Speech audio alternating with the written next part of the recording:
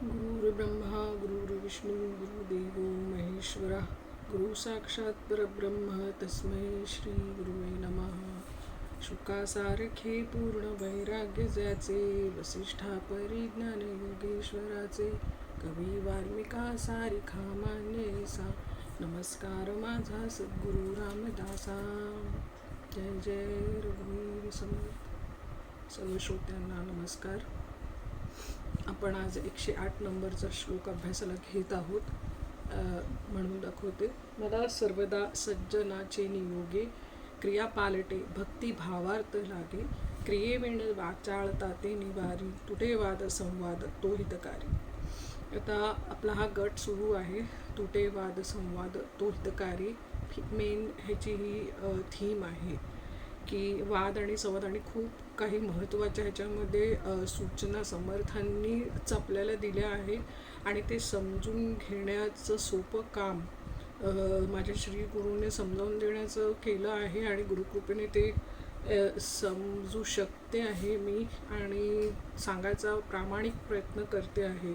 आणि प्रामाणिक प्रयत्न करायच्या मागे कारण असे आहे की आपले अनुभव जे आपण त्यातनं जातो ते सांगणे मला जास्ती योग्य वाटतं आणि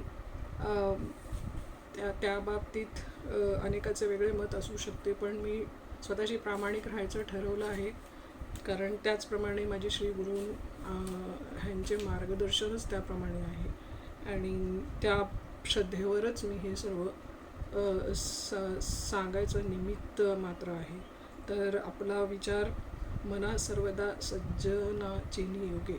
आता आपली जीवन पद्धती बदलून जाते सज्जनांच्या संगतीत. ज्यांना कोणाला हा भाग्य मिळाले आहे की त्यांचे संत संगतीचे महात्म्य केवढे आहे. त्यांची संगती मिळणं पहिली गोष्ट दुर्लभ असते आणि मिळणं तर त्याच्यासारखं म्हणजे आपलं भाग्य नाही. कारण आपली क्रिया पालटते आणि म्हणतात ना की क्रिया पालटे भक्ती भावार्थ लागे. खरंच आपण भक्ती मार्गाला आपली वाटचाल सुरू होते असं. आणि क्रिया पालटे आता ह्याचा आपण दोन अर्थ घ्यायचा. आता काही वेळाने आपली एक पर्टिक्युलर जीवन पद्धती बसलेलीच असते म्हणजे संत संगत होण्याच्या अगोदरची आणि मग त्याच्यामध्ये आपण बदल घडवून आणतो जसं माझ्या बाबतीत पुष्कळ झालं आहे. आणि आय एम शुअर की बाकी सगळे पण ज्यांना संत संगत मिळते त्यांचं पण तेच म्हणणं काय मी कोणी स्पेशल नाही आहे. माझा हे अनुभव सगळ्यांचेच ते अनुभव जनरल अनुभव आहे. आणि दुसरं म्हणजे आपण जी बदलतो आणि जी संतांच्या संगतीमध्ये जी आपण बदलू शकतो म्हणजे ती हिंमत येते म्हणा किंवा म्हणजे समजा माझी जीवन पद्धती चुकीची असेल तर मग ती मी बदलून चुकीची नाही असं आपण होकायंत्र बघितलं. त्याची दिशा ही मोक्षाकडेच पॉइंटेड. नॉर्थ दिशा म्हणजे जी उत्तरेची दिशा कुठे असायला पहिले ती म्हणजे माझ्या असं लक्षात आलं की पहिला माझं होकायंत्र स्वतःच्या हेक्याच्याकडे पॉइंटेड असायचा. हळूहळू तो म्हणजे काय डायरेक्ट तो साऊथ टू नॉर्थ गेला नाही पण आय एम ऑन इट्स वे. परत तो होकायंत्र फ्लक्च्युएट होतो जसं माझी मनाची स्थिती फ्लक्च्युएट होते. परत तो उत्तरेकडे खूप म्हणजे उत्तर म्हणजे आपण इथे मोक्ष त्यासंबंधी आपला अभ्यास म्हणा त्यासंबंधी आपला जीवनशैली आपण पलटण्याचा प्रयत्न करतो आहे. ऑफकोर्स त्याच्यामागे खूप मोठं बळ आपल्या श्री गुरु देतात आपल्याला पण प्रयत्न मला करायला लागतो. आणि ते चुकीची हळूहळू एकदम सडनली करायची आपल्याला पण तसं केलं तर बाकी सगळं पण वातावरण चेंज होतं. म्हणून ते जे काही जीवन पद्धती बदलायची शक्यता जी असते ती खूप सक्सेसफुल होते म्हणजे आपण ॲक्च्युली ते करतो. आणि जर बरोबर असली म्हणजे आता काही खूप मला तर असं वाटतं की माझ्या खूप सारे ओळखीचे लोक आहेत की ज्यांना म्हणजे त्यांच्या घरातूनच खूप काही म्हणजे परंपरागत कोणी त्यांच्याकडे कीर्तन करणारे असतात किंवा कोणी त्यांच्याच घरी प्रवचन करणारे असतात आणि मग त्यांची तर प्रोग्रेस किती स्मूथ असते ना. तसं तर म्हणजे नथिंग लाईक इट. पण तसं नसलं तरी म्हणजे त्यांची तर जीवनपद्धती चुकीची नसतेच. आणि आणि श्रीगुरूंच्या संगतीत जाऊन ती आणखीन बरोबर म्हणजे भरभर मोक्षाच्या दिशेने वाटचाल होते त्यांची. हे तर प्रारब्धाप्रमाणे आपल्याला मिळतं आपलं जीवन. पण ते पण उदाहरणं आहेत. आणि जे माझ्यासारखे की अजिबात म्हणतात ना की कोणी पण म्हणेन की म्हणजे सगळं मिक्स्ड विचार, कॉन्व्हेंटमधनं शिक्षण, संस्कार वेगळ्या पद्धतीचे, राहणं आणि खूप सारं तफावत तफावत तफावत, तर असं मन इथे तिथे भटकणारं माझ्यासाठी काय आहे. तरी पण एक माझी म्हणजे मी पर्सनली आता जास्ती बोलणार आहे स्वतःच्या अनुभवाचं, कारण माझ्याकडे ते आपणच बोललं जातं की आपण एक मात्र नक्की किती पण लहानपणापासून एक मात्र नक्की खूप देवावर विश्वास आणि श्री गुरु पाहिजेच मला. हे अगदी फार अगदी लहान जेव्हापासून मी 5वीत असताना समर्थ, आम्हाला हिस्ट्रीला लेसन होता इंग्लिश कॉन्व्हेंटमध्ये, इंग्लिश मिडियममध्ये. तो एक फोटो पाहिला तेव्हापासून मी अट्रॅक्ट झाले होते. आणि आता म्हणजे माझी जर्नी अशी की मला मनाचे श्लोक काय तेव्हा अजिबात माहिती, इनफॅक्ट मला 2-4 वर्षापूर्वी पण माहिती नव्हतं. पण आज गुरुकृपा आणि त्यांची संगत लाभली विचारांची, त्यामुळे आज मी ते सांगायचा प्रयत्न करते आहे. आणि लोक ऐकतात आणि चांगलं फीडबॅक देतात. मला तर हे माझ्या बाबतीतच माझं हे अनुभव सांगते की कशी माझी जीवन पद्धती केवढी पालटली 10 वर्षात. आणि भक्तिभावार्थ लागे पुढे, क्रिया पालटे भक्तिभावार्थ लागे. भक्तीची भावना तर पहिलेपासूनच जागी होती, पण त्याला जसं म्हणतात ना, जर आपण सही दिशेला जातोय तर आणि बळकट होते ती. आणि उपासना पहिलेपासून आवड होती, त्यामुळे उपासना आणखीन विचारांचा बैठक मिळाल्यामुळे माझ्या उपासनेला म्हणजे दर्जा मिळाला. म्हणजे डोळसपणे उपासना कशासाठी मी करते, काय करते आहे असं. आणि त्यामुळे त्याची क्वालिटी वेगळी झाली, त्याचा असर वेगळा होतो.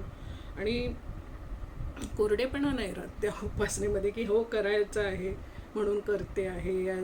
किंवा आपण सासरी, माझ्याकडे तर सासरी पण काय जास्ती नाही आहे हे वातावरण, तर आपल्याला असं बळे करायला लागतं की तू हे कर ते कर. तर तो दबावाखाली उपासना करणे वेगळी, आणि समजून आणि आपल्याला जी आवड लागते ना, जसं आपण आपला विचार झाला होता प्रत्येक घरात उपासनेचे एक छप्पर असायला पाहिजे, त्याची छाया असली पाहिजे, कारण मग आपलं जीवन खूप कम्फर्टेबल होऊन जातं. आणि आश्रय, त्याचा उपासनेचा मोठा आश्रय समर्थांनीच सांगितलं आहे. म्हणून भक्तीचा विचार असणारच आपलं जीवन पद्धती सुरू राहते. संतांच्या विचारांची संगत असते, त्यांची मिळाली तर फार छान. आणि असे खूप लोक असतात आपल्या पण ओळखीचे आहेत जे की देव मानत नाही आहेत. आता आपला असा विचार येतो की कुठलं चांगलं, देव मानून कसं तरी जीवन जगणारे चांगले की देव न मानून चांगले जीवन जगणारे लोक चांगले. आता सोपं उत्तर आहे ह्याचं की देव मानला नाही तरी चालेल. आता हे मी नाही बोलत आहे, सॉरी. म्हणजे माझ्या श्री गुरूंनी आणि ते जेव्हा हे बोलतात तेव्हा त्यांचे अनुभव, त्यांनी हे सांगितलं आहे की देव मानला नाही तरी चालेल. कारण आपण जबरदस्ती कुणाला देव तू मान असं नाही होत. पण चांगलं जीवन जगणे कुणाला न त्रास देता केव्हाही चांगलं, नंबर 1. ही बेसिक रिक्वायरमेंट आपलं गेल्या वेळी बोलणं झालं होतं की गरज आहे ती, माझं गोल नाही आहे. तर म्हणून विचार नास्तिक जरी असला आणि पण ती लोक चांगली असली, कुणाला त्रास न देणारी आणि अतिशय व्यवस्थित जीवन जगणारे असे खूप लोक आहेत. पण आपण कसं करतो, त्यांची शहानिशा करतो की मी जर देवावर विश्वास ठेवते मग मी वेडावाकडे जीवन जगली तरी मी चांगली ठरते, स्वतःच ठरवतो. आणि हे लोक नास्तिक आहेत, त्यांना काय माहिती देवाचं, आणि ते व्यवस्थित जीवन जगत असतात ना, तरी पण मला त्यांना शेरा मारावा असं वाटतो. तर अशी आपण हा शहानिशा करू नये, कारण हा ईश्वर नियोजनाचाच भाग आहे. आणि तो माणूस चांगला आहे हे बरं की देवावर विश्वास नाही हे बरं, कुठला विचार चांगला आहे तो, of course be a good human being first असा. म्हणून क्रिया पालटे, ज्या क्रियेमध्ये भक्तीचा अगोदर समावेशही नव्हता, देवाचा समावेशही नव्हता, आता तसं राहिलं नाही, असं होऊ शकतं. आणि श्रद्धा असते, मेन म्हणजे जिथे श्रद्धा असते तिथे उपासना असते, आणि श्रद्धा नाही असे कधी नसतेच.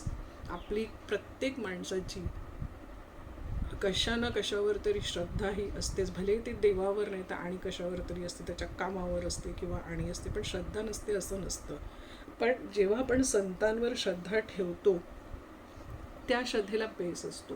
कारण संत हे कधी पण कोट्स त्यांचं म्हणणं, त्यांच्या अभंग, त्यांचे श्लोक, जे काही त्यांचे ग्रंथ, ते सगळे शास्त्राच्याच बेसिसवर, ते शास्त्र सोडून बोलत नाहीत. म्हणून जेव्हा आपण श्रद्धा चिकार पद्धतीची असते, पण संतांवर जी ठेवलेली श्रद्धा असते ना, त्याला शास्त्राचा बेस असतो.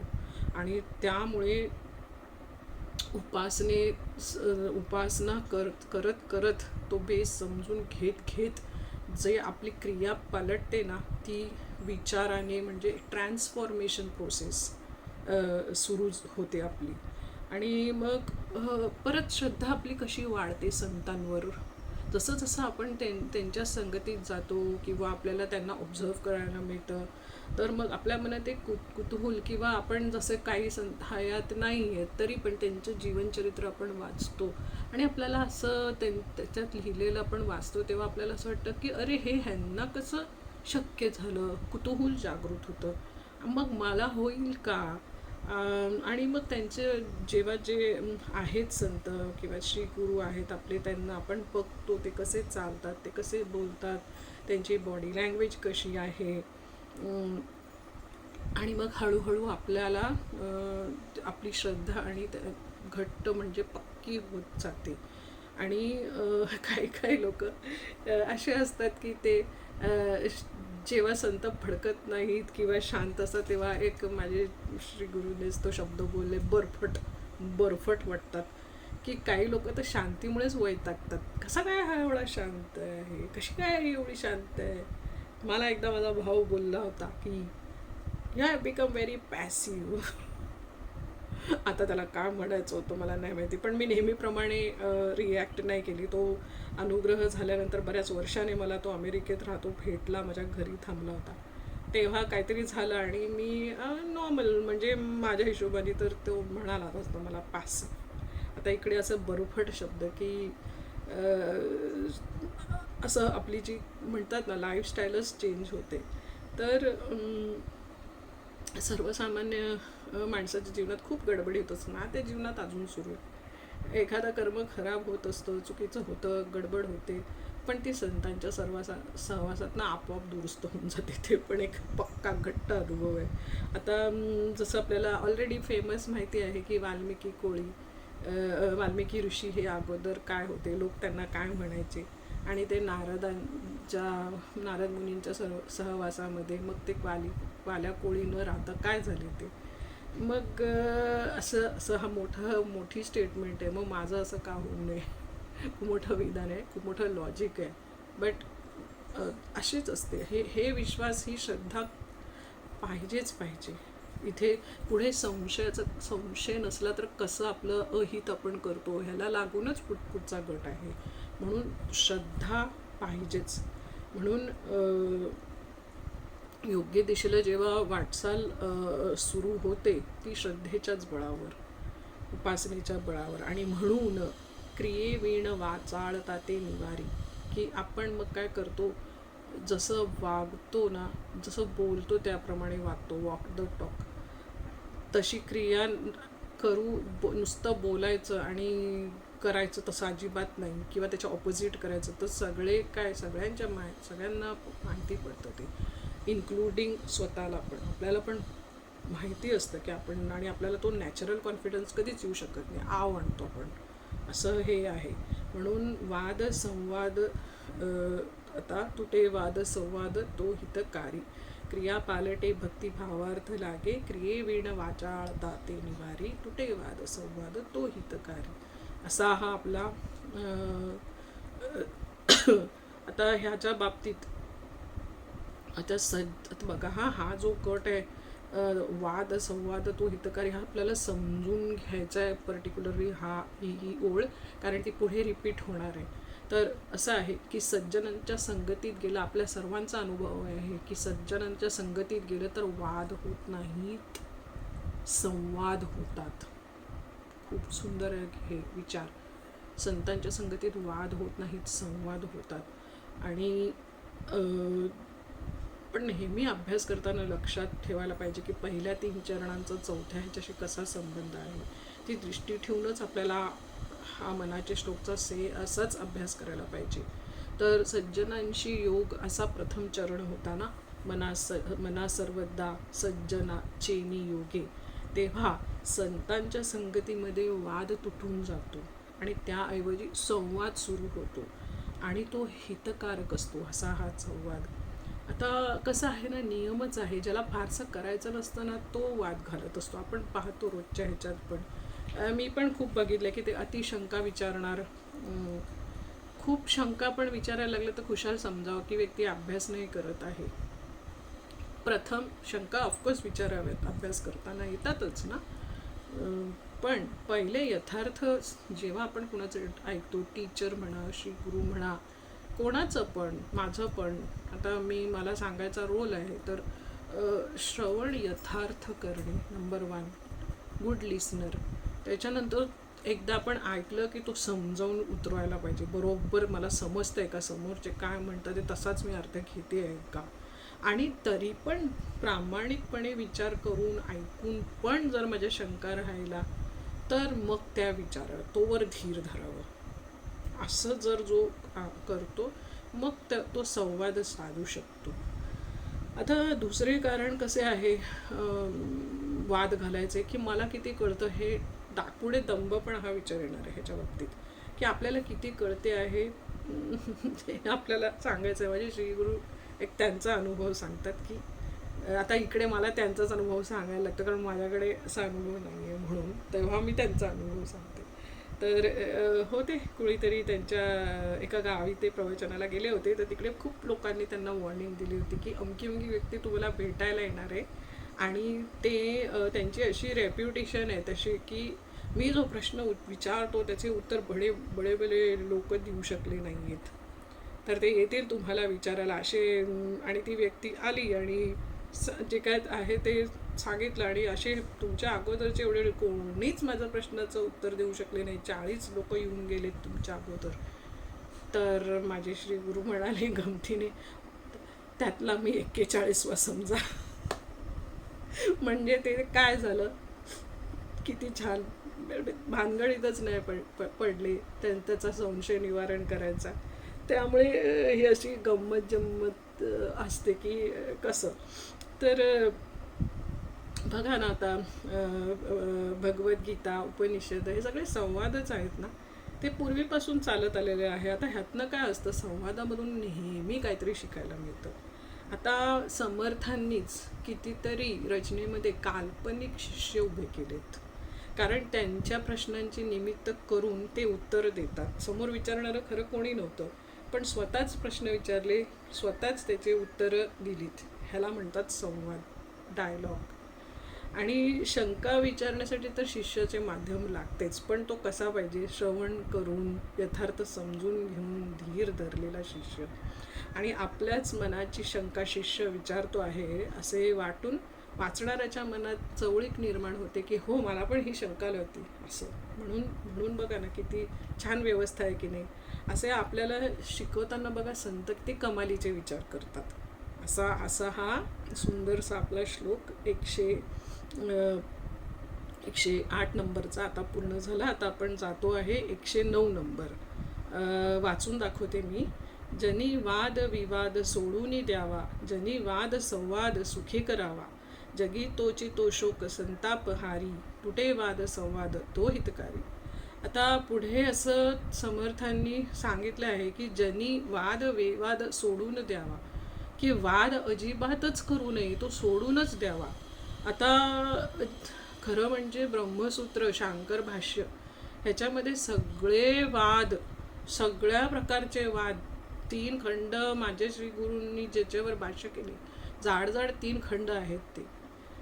त्याच्यामध्ये सगळे वाद टॅकल केलेले आहेत. ज्यांनी ज्यांनी खूप खूप अधिकारी लोकांनी प्रश्न उपस्थित केले आहेत आणि त्यांच्याशी वाद करून सगळ्या प्रश्नांची उत्तरे दिली गेली आहेत बिनतोड. अशी आचार्यांनीच सगळ्यांची उत्तरे दिली आहेत. मग आता एवढं सगळं आहे तर मग पुढची शंका आपण घेऊ शकतच नाही ना, कारण सगळ्या शंकांचं निरसनच केलेलं आहे. आणि जास्त शंका घेतला तर माझ्यासारखं मूर्ख मग मीच, अभ्यास न करता. म्हणून गीता भाष्य आपण म्हणतो, उपनिषद आहेत, सर्वांमध्ये जागोजागी शंका घेतलेली आहे.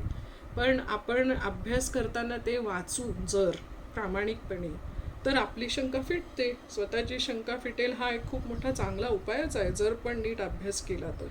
म्हणून ज्यांनी वादसंवाद सुखे करावा, ज्यांनी ह्याचा अर्थ काय की 4 लोक भेटले तर संवाद असावा, सुख संवाद. रडकथा नको. नाहीतर आपण 4 जण भेटलं की माझी रडकथा, माझं जास्ती लाईफ, किती जास्ती कष्ट आहे माझ्या जीवनात, आणि समोरच्याच्या तुझ्याकडे कमी आहे का, माझ्याकडे कमी आहे का, तुझ्याकडे जास्त आहे का, माझ्याकडे जास्त आहे का, तू श्रेष्ठ की मी श्रेष्ठ, अशी सुखाची देवाण घेवाण करत जे आपण रोजच्या जीवनात आपण असंच वागत असतो. आता अशी बौद्धिक कसरत न करता, ह्याचा तर हेतू वादविवादच असतो, होतातच मग वाद, असं आपण जर केलं तर खरं म्हणजे संवाद कशासाठी करायचा, कारण कशाला पाहिजे संवाद करायला, तर त्याचं काय आहे, खरं काय ते समजून घेण्यासाठी. जर मला खरंच समजून घ्यायचं आहे, खरं त्याच्यासाठी मला संवादच करावा लागतो. जर मी विवाद केला तर मला खरी गोष्ट कधीच कळणार नाही. आता समजा अभ्यास करणाऱ्याचा आपला ग्रुप आहे. आता प्रत्येक जण अभ्यास करतो आपापल्या पद्धतीने, आपापल्या परीने, आपापल्या परिस्थितीच्या प्रमाणे. आता एखाद्याच्या नजरेत सगळे बारकावे तो टिकतो, एखादा अभ्यास करणारा, आणि दुसरा असतो त्याच्या नजरेतनं ते सुटतं. आणि मग जेव्हा कधी त्यांच्यामध्ये डिस्कशन होतं तेव्हा ज्याच्या नजरेतनं सुटलेली असते त्याला तो जो ज्याने बारकाईने अभ्यास केला तो त्याला सांगतो समजावून, तो पण विचारतो, तो पण सांगतो. आता हे देवाणघेवाण आहे आणि ह्याला म्हणतात सुख संवाद. कारण सुख मिळतं, माझ्या शंकाचं निरसन झालं, मला बरं वाटतं त्याच्यामध्ये. पण हे प्रामाणिक असलो तर. सत्वगुण आपण मागे बघितलं होता. तर सुखरूपतेसाठी मग माझं ध्येय काय आहे, मला माझा होकायंत्र मोक्षाच्या दिशेने, त्या दिशेनेच माझा संवाद पाहिजे आणि तो सुखसंवाद पाहिजे. आणि सुखसंवाद केव्हा होईल, सुखरूपतेविषयीच जर माझा विषय तो ठेवला तरच तो सुखसंवाद होऊ शकतो. नाहीतर रोजचा आपला वादविवाद, तर घरी पण आपले वादविवाद होतात, आपल्याला त्याच्यात डीपमध्ये जायची काही गरज नाही आहे. आणि प्रत्येक वेळी कधीतरी आपल्याला असं वाटतं ना, मला पण असं वाटतं की मी त्याला निरुत्तर केलं. आता निरुत्तर केल्यानंतर मला सुख वाटतं आणि जो निरुत्तर झाला त्याला दुःख वाटतं. अशासाठी नसावा. मग हे झाला हा वादविवाद आणि ह्याचा वैरी आहे अहंकार. निरुत्तर झाला, माझा अहंकार बळावला, तर ह्याच्यामध्ये कधी सुख नाही मिळत. आणि इथे सुखरूपतेचा दूर पण विचार नाही, इथे फक्त सुखाचा विचार आहे. म्हणून जगी तोची तो शोक संताप हारी. आता हा क्रायटेरिया झाला सुखसंवादाचा. शोक संताप गेला पाहिजे, नंबर 1. जर आपण खरोखर सुखसंवाद करत आहोत तर माझा शोक गेला आहे का मला त्याच्याहून जास्ती शोक वाटायला लागला, माझा संताप गेला आहे का, की मला अजून अधिक संताप होतो आहे. तर शोक आणि संताप ह्या जर गोष्टी वाढत असतील, एखाद्याशी कॉन्व्हर्सेशन करून मला जास्ती राग येतोय आणि मला जास्ती शोक होतो आहे, ह्या 2 गोष्टी, तर हा सुखसंवाद नव्हे. हा तुम्ही आणि मी प्रपंचात जे रोज करतो मिरवण्यासाठी, तसा वादविवादचा प्रकार आहे. म्हणून जगी तोची तो शोक संतापहारी. जिथे सुखसंवाद आहे तिथे शोकाचे हरण होते, तिथे संतापाचे हरण होते. आणि स्पर्धा नसते तिकडे कुठल्याच गोष्टीची. आणि सुखासाठी जो संवाद होतो त्याला माझे श्रीगुरु भेटतं, त्याला आपण पार्टी म्हणूया. पार्टी की त्याच्यामध्ये गमती जमती, मी किती चांगला, तू किती चांगली, तू पण चांगली, मी पण चांगली. आता मला जर मोठे व्हायचे असेल तर मग मला दुसऱ्याला पण तू मोठा आहे असं म्हणावं लागतं. मग जर तो मला तसा नाही म्हटला तर मग होते फजिती, मग मला वाईट वाटतं. एकमेका सहाय्य करू पण ह्या पद्धतीने. असा हा आपल्या प्रापंचिकांचा खेळ आपला डेली चालू असतो रोज. आता इथे सुखसंवाद हा नसतोच. कारण सुखसंवाद व्हावा असा समर्थांचाच आग्रह, आपण मनाचे श्लोकचे अभ्यास करणारे लोक आहोत, त्यांचा आग्रह येतो की शोक आणि संताप जर गेला तर समजावं का तुमचा सुखसंवाद झाला, मार्कर म्हणतो ना आपण, ते तसं. आणि मग तुटे वाद संवाद तो हितकारी. परत हा 110चा आपले संताप जर कारणा करणारे असतात, संतापाचे कारण आपण गेल्या वेळी क्रोधचा खूप डिटेल विचार केला होता की संतापाचे कारण जर निवळत जातात आहे अशी सुरुवात करावी.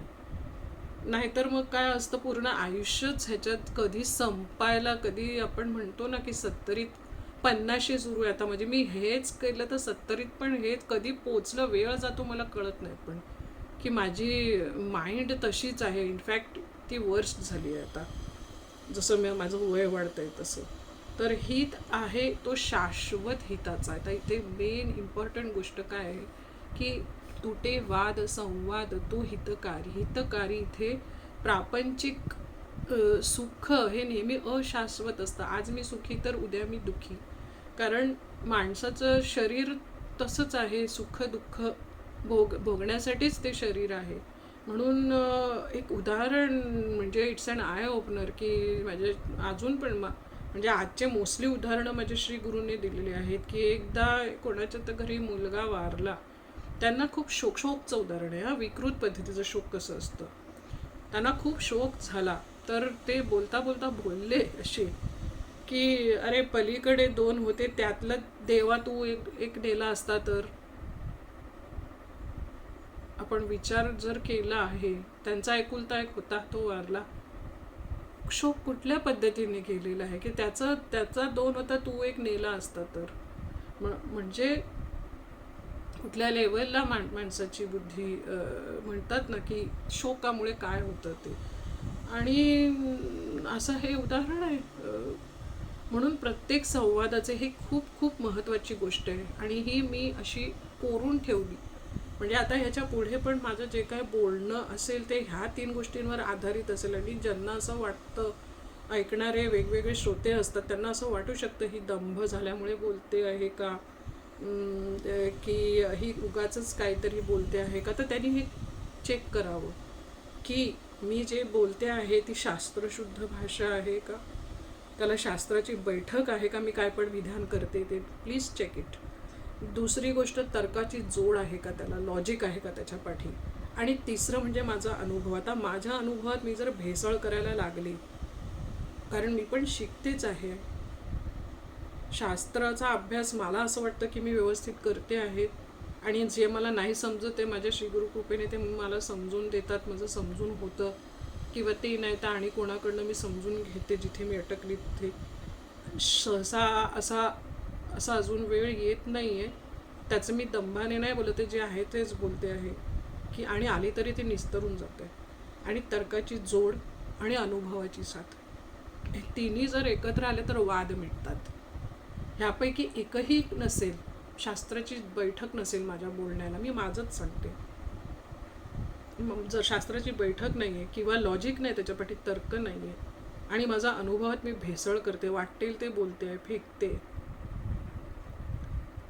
समोरच्याला पण कळतं ते, तर असं आहे. आणि इथे मग काय होतं, विवाद सुरू होऊन जातो.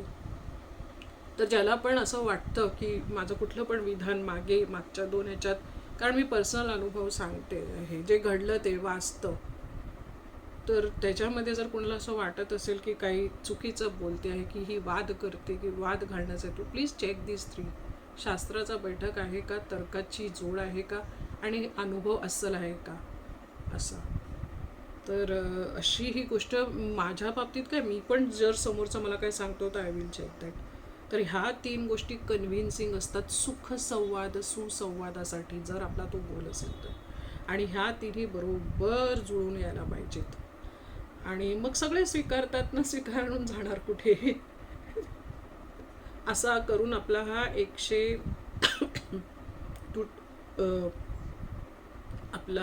110 हा श्लोक झाला.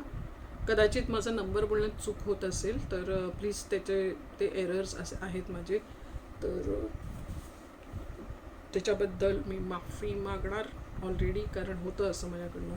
तर आपण जातो आहे पुढच्या श्लोकमध्ये की तुटे वाद संवाद त्याते म्हणावे, विवेके अहंभाव याते जिणावे, अहंता गुणे वाद नाना विकारी, तुटे वाद संवाद तो हितकारी. आता वादाचे रूपांतर संवादात का होत नाही? तिथे मगाशी सांगितल्याप्रमाणे काय होतं, आपला अहम आडवा येतो. इथे अहंकार, विवेके अहंभाव याते जिळावे. आता संवाद होतच नाही आणि वाद सुरू होतोय. वरील 3 गोष्टी आपण आता जस्ट बघितलं, 3 गोष्टीची रिक्वायरमेंट आहे सुख संवाद होण्यासाठी. पण ह्याच्यासाठी ना मनाचा सरळपणा पाहिजे. सब रिक्वायरमेंट. मनाचा रुजुता म्हणतात त्याला. जर माझं मन सरळ नसेल तर मग कुठेतरी मी चुकणार ह्याच्यामध्ये. म्हणून अहंकारामुळे संवाद होऊ शकत नाही, उलट त्याच्याहून वादाचे बंड माजते. आणि एखादा तरी म्हणजे खुलं मन पाहिजे, रिसेप्टिव्ह माइंड. माझा विचार मी लादायला नाही पाहिजे तुमच्यावर, की 3 ह्या गोष्टींची त्याला साथ आहे का, नाहीतर ते लादणं होते. आणि जिथे लादणं होतंय मग तिथे वाद सुरू होतात. म्हणून काय, अहंकार केवढा आपण खूपदा विचार केला अहंकाराचा, की तो पृथ्वी तत्वाचा आहे. जशी पृथ्वी हलता हलत नाही तसा अहंकार अत्यंत रिजिड असतो. आणि मग तो विवेकानेच घालवावा लागतो. आणि शास्त्र, तर्क, अनुभव ह्या तिघे असं, ह्याची तिघांची जी म्हणतात ना पॉटपुरी तयार झाली, हाच विवेक आहे, ह्यालाच विवेक म्हणावं. आणि ह्याच संदर्भाने आपण नेहमी कॉन्व्हर्सेशन करताना कुठलं पण म्हणजे स्वयंपाकाच्या बाबतीत एखादा आपण कुणाकडनं मेन्यू, माझं भाजी अशी बनली व तुझी अशी कशी, तर त्याला शास्त्र कुठल्या पुस्तकातनं कोणी सांगतं, मी माझ्या आजीने मला असं सांगितलं. तर्क, हो मग असं ह्याच्यामध्ये हे टाकलं जातं का, अरे तू मग असं करत असशील ना, तू पहिले हे टाकत असशील फोडणी म्हणून, तसं तर्क, लॉजिक. आणि अनुभव ॲक्च्युली जेव्हा आपण करतो सिम्पल, तर वाद न होता शिकायला मिळतं आपल्याला, तो सुखसंवाद ठरतो. तसंच शास्त्राचं आपलं तर होकायंत्र तो मोक्षाच्या दिशेने, म्हणजे किती जरूरत आहे. जर आपलं प्रत्येक शब्द बोलतात ना, मोजून तोलून पॉज करून समजून, तरी पण चुका होतातच अहंकारामुळे. त्यामुळे अहंता गुणे वाद नाना विकारी. आणि जिथे अहंकार आहे तिथे वाद हे निर्माण होताच. आणि वाद निर्माण झाले की निरनिराळे विकार आलेच त्याच्या पाठीमागे. आता विकार शब्दाचा अर्थ आपण मागे शरीराचे 6 विकार आपण बघतो ना, अस्ति जायते, अपचीयते, म्रियते, 6 आपले विकार आहेत शरीराचे. तसं न धरता इथे ईर्ष्या, काम, मत्सर, स्पर्धा, क्रोध, अहंतामुळे जे विकार आहे कोणते, सर्वांना ही लिस्ट बाय हार्ट आहे, कारण ही आपण जगत असतो रोज. का ईर्ष्या, काम, मत्सर, स्पर्धा, कॉम्पिटिशन आणि क्रोध, हे सगळ्यांचा बेस अहंकार आहे. जिथे अहंकार आहे तिथे हे डेफिनेटली म्हणतात ना को एक्झिस्ट असतं इथे. हे अशा ह्या प्रकारचा जो आपला आता हा श्लोक आहे तो, तुटे वाद संवाद त्याते म्हणावे, विवेके अहंभाव याते जिणावे, अहंता गुणे वाद नाना विकारी, तुटे वाद संवाद तो हितकारी. तर काय काय पुढे आपण सुरुवात कुठून झाली, पहिले संतांची संगती 3 असली तर मग काय होते, सुखसंवाद होण्यासाठी काय गोष्टींची एकत्रितपणा लागतो, 3 गोष्टी, त्याचा विचार झाला. आणि वादविवाद कशामुळे होतो, अहंकारामुळे. आणि अहंकाराचे विकार कुठले, आपण आता ते पाहून झाले.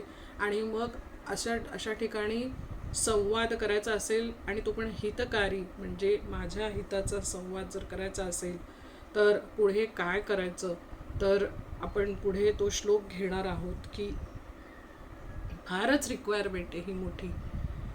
हिताकारणे बोलणे सत्य आहे. मी एकच ओळ घेते त्याची आज. आणि ही मोस्टली आपण मला रोजचा अनुभव असा येतो की जिथे वाद होतो माझा, तिकडे समोरचा चक्क खोटं बोललेलं असतो, चक्क खोटं. आणि खोटं बोलल्यामुळे म्हणजे खोटं आपल्याला माहिती असतं समोरचा दडदडीत खोटं आहे, मग आपला पॉईंट कसा त्याच्याशी बोलायचा, आपण काय पद्धतीने बोलायचं आपण त्याच्याशी. म्हणून सत्य जर बोललं, खरं बोललं, आणि खरं बोलण्यासाठी खूप मोठं मनाचा सरळपणा लागतो. आपली प्रोग्रेस जर आपल्याला करायची असेल तर खरं प्र आपण आता उलटं चालू आहे हल्ली. तर खरं बोलणं म्हणजे असं म्हणतात ना, एकदम रेअरिटी झाली आहे. मला तर मला तर फार असे हातावर मोजण्यासारखे लोक आहेत की जे करतात आणि तसं बोलतात, ते मला दिसतं आहे. धडधडीत खोटं बोलणारे, की एखादी गोष्ट त्यांच्याकडनं आपल्याला माहिती आहे की आपली बाजूवाले एवढे आवाज करतात आहे, आपल्याला ऐकू येते, आणि आपण त्यांना विचारतो इंटरकॉमवरनं फोन करून.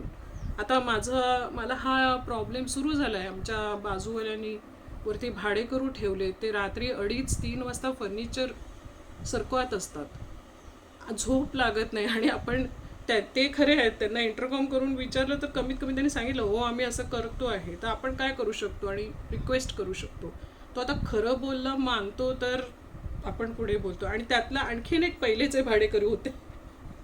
आता ते माझ्या प्रारब्धाप्रमाणे माझ्या वाट्याला हे आलं आहे. आज रेकॉर्डिंग तरी म्हणून रेकॉर्डिंग किंवा झूम मीटिंगमध्ये काय ना काय इंटरफेरन्स होत असतात त्याच्यामध्ये.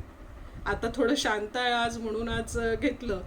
तर त्याच्यामुळे असं होतं की ते लोक तर करायचे आणि नाही बोलायचे, नाही आमच्याकडनं येत नाही. आता असं केलं तर मग मग मला असं कसं, मग काय मला काय म्हणजे काय, मला काय स्वप्न आलं काय, हे ते माझे मिस्टर पण होते, असं काय नाही. मग एवढंच आहे तर तुम्ही बंगल्यात जा राहायला. तुम्हाला एवढा त्रास होत असेल तर तुम्ही बंगल्यात का नाही जात राहायला.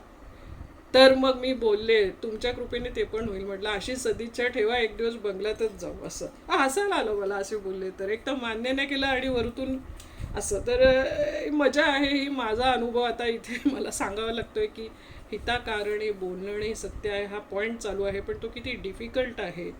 सत्य आपल्याकडनं पण बोललं जातं तर समोरच्याकडनं बोललं नाही जात. असं ह्याच्याबद्दल आपण डिटेल विचार पुढच्या ह्याच्यात करूया. आणि त्याच्यानंतर लागूनच ती होळ आहे की हिताकारणे सर्व शोधूनही पाहे. खूप इम्पॉर्टंट इन्स्ट्रक्शन आहे ते. कारण हे वाचता वाचताच मी हे स्वतःची माझी जी रोजची जी टसल होते आहे माझ्या लाईफमध्ये, ते सॉल्व करायला मनाचे श्लोक खूप खूप खूप खूप कामाला येतात आहे माझ्या. असं. आणि हे श्लोक 400 वर्ष 500 वर्षापूर्वीचे, पण आत्ता पण ते आपल्याला पुरेपूर आपल्याला उपयोगी पडतात आहे. हे खूप मोठी गोष्ट आहे. It's a mind management. पूर्ण हा सिस्टमच आहे ही. तर आज आपण पुढच्या वेळी तो श्लोक घेऊया 111 नंबरचा. आणि आज आपण इथपर्यंतच थांबूया. जय श्रीराम.